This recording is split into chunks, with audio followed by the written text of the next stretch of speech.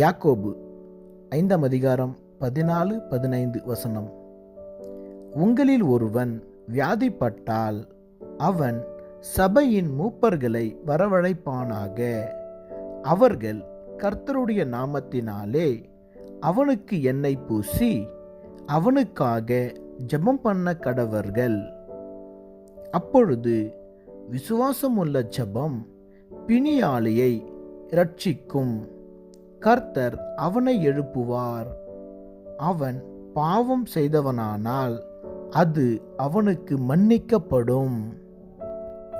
பிரியமானவர்களே, உங்கள் சபையில் ஜெபித்து கொடுக்கப்படும் ஜெப எண்ணெயை வியாதியஸ்தர்கள் மேல் போட்டு விசுவாசத்துடன் நீங்கள் ஜெபிக்கும் பொழுது அது அவர்களுக்கு மன்னிக்கப்பட்டு அவருடைய வியாதி குணமாக்கப்படும்.